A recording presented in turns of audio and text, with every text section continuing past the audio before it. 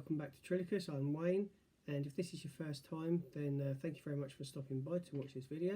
And if you are a reoccurring viewer, please do hit that subscription bell and notification buzzer so you will know when I'm uploading new stuff. So yeah, I just really want to talk about the change of gender in the Doctor and how badly that was handled. I know it's probably a little bit out of date now, but I do feel that it's still worth a mention, given the fact that the whole kind of gender at the moment is how to be politically correct and have SJW changing the genders of all sorts of characters that have been male predominantly in the past. Anyway, this video is just me rambling on about how I would have changed the gender of the Doctor. So to start off with, they just changed the gender for, as far as I can tell, to be in with the modern times. And this is all very well, but fashions come and go. And I do believe that this latest fashion trend of making everything female-led, because females have been suppressed for so long, apparently, that we need to change things all of a sudden.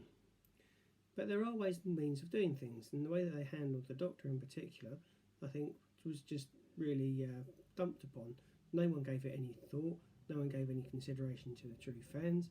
Well, fans that have been watching the show for at least the last 50, 60 years. Okay, and that hasn't been going for 60 years, but you get my point. So, how would I have changed the gender of the Doctor? Well, being somebody who likes to write science fiction and come up with my own universes and characters, you can see the cover of what could be my first book in the background. This is how I would do it. The 50th anniversary of Doctor Who that starred Tennant and Capaldi and also Matt Smith was done really well. It was a good old story. It was flawed, it wasn't perfect, and I liked the cameo of Tom Baker at the end.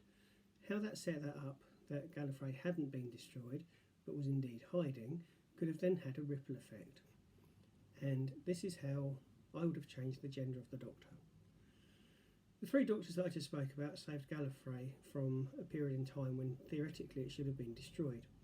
That could have then sent a ripple through time and space across multiple dimensions. And what's to say that in another dimension that there isn't a female Doctor already? That ripple in time caused by the saving of Gallifrey would have penetrated that particular universe. And then when Peter Capaldi decided to leave Doctor Who and go on to other things, you could have then had that transformation, that regeneration of Peter Capaldi turning into a female Doctor with somebody else in the multiverse, another dimension that was once female being turned into male. So you have the flip. In one dimension, that female Doctor that's been there since they were the Doctor now becomes male, and in our universe and our timeline, our Doctor now becomes female with a credible reason and why it would happen.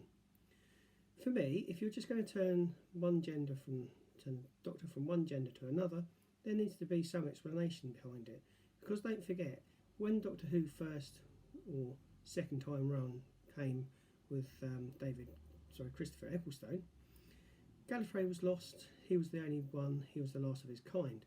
Now, as a species, if you had the ability to change gender at any given time, being the last one of your gender or of your creation, you would then change gender so that your own species doesn't die out.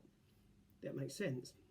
You wouldn't just carry on being one particular sex, knowing that the reproduction system and everything and procreation was at an end.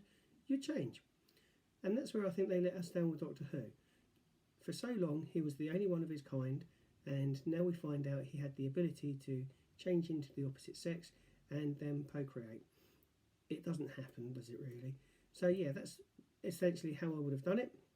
So the ripple effect from saving Gallifrey would have had an effect into another different dimension, and that dimension would have had a female Doctor that then crosses over into our dimension, and thus we have a female Doctor for Doctor Who. We also then have several spin-off shows which could have gone various places. However, the BBC didn't do that. They chose to just change it in a snap, a bit like Thanos, and we ended up with the mess that we've got now. The storylines in Doctor Who have been going down for a period of time, but until it finally comes to an end, which I hope it doesn't return, and I say this as a genuine fan, because I do want Doctor Who to return, but I want it to return as a classic, not as something that's been politically driven as the last season was. And I think we're only going to achieve that if Doctor Who does not return for a good number of years, and they change the poor actress, or at least someone that can play the Doctor that's female, because Jodie Whittaker's portrait of the Doctor is quite frankly a sham. And they obviously know that because they have 3 companions, friends, travellers, travel buddies, whatever they want to call them that's going to be politically correct these days. So they obviously don't believe in their Doctor. And that basically sums this up. So thank you very much for watching. Don't forget to subscribe. If you like the video, give it a thumbs up. If you don't like the video, give it a thumbs down. And if I'm wrong, or you think there's anything else that I haven't covered, just leave a comment. We'll chat about it in the comment section. And I'll see you next time. Thank you very much. Bye.